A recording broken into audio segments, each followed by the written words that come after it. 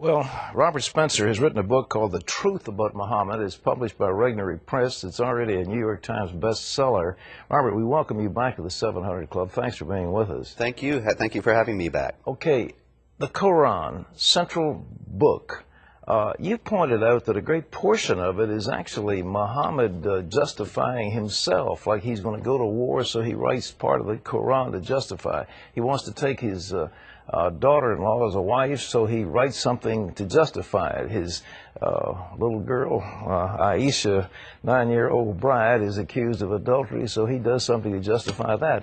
That doesn't sound like a book for all people of great moral truths. No, it certainly isn't, Pat. He got convenient revelations throughout his career, revelations that, as you say, they justified what he wanted to do. And as a matter of fact, Aisha, his wife, remarked on that. When he did take Zainab bint Jahsh, the wife of his adopted son, as his own wife, and justified it by a divine revelation, Aisha said, "It seems that Allah is always ready to rush to grant you your desires," and that is indeed the case. Is this Quran actually a fraud? He borrowed extensively, what, from Jewish, Christian, Zoroastrian sources? Yes. There's a great deal of influence. There are a lot of scripture stories from both the Old Testament and the New Testament in the Quran, but they're not repeated as if someone is working from the written copy. It sounds as if he heard these stories told and then retells them and presents them as his own divine revelations. Are you willing to say on this program that this essentially was fraudulent, that these revelations that you said in one place they come from Satan? I mean, what is the source? Was he just deluded or what? Well, certainly they're fraudulent, and certainly in one place he said himself that they came from Satan. I mean, this was a notorious incident in his career, which was immortalized by Salman Rushdie in his book, The Satanic Verses. But he didn't make that up. Muhammad himself at one point got what he said was a divine revelation, allowing these three pagan goddesses to be called upon for intercession by the Muslims. This was in an attempt to reconcile his own tribe, the Quraysh, an Arabian pagan tribe, with the Muslims, because they worshipped those goddesses.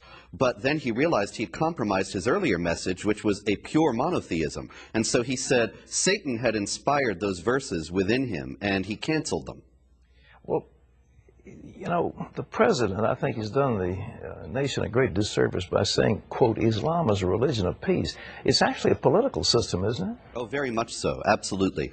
As a matter of fact, the year 1 in the Islamic calendar is not when Muhammad was born or when he died or when he got what he said was his first revelation from God.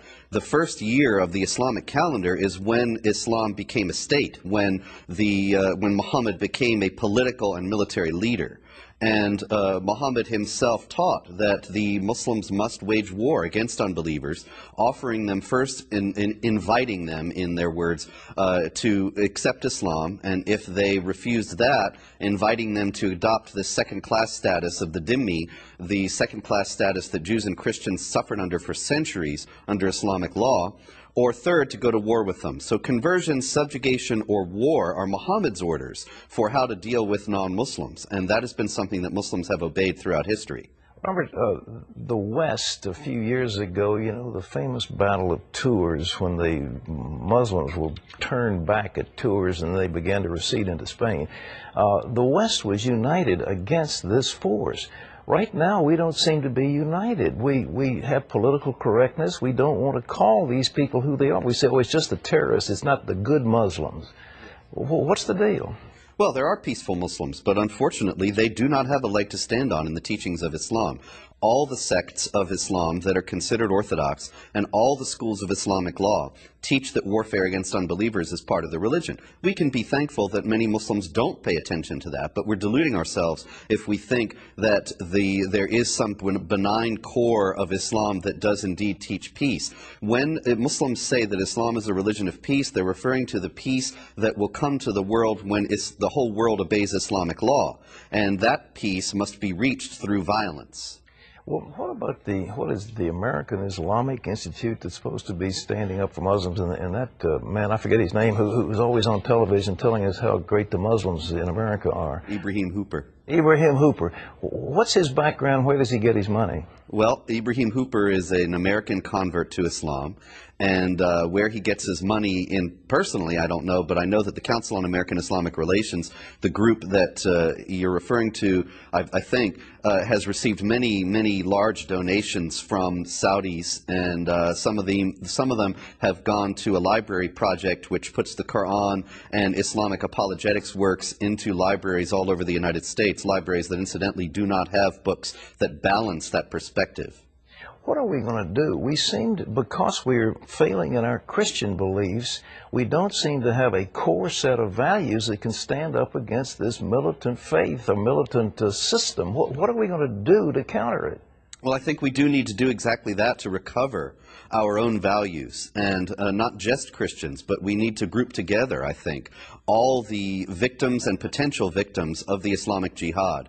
Christians, Jews, Buddhists, Hindus, everyone come together and say, look, we believe in the equality of dignity of all people. We believe in the equality of rights of all people before the law. We believe in freedom of conscience. These are all principles that come from the Judeo-Christian tradition, and I think we need to stand up for them unapologetically and say this is being challenged by those who wish to impose Islamic law upon us, and we're going to resist. If we don't do it, what's the consequence?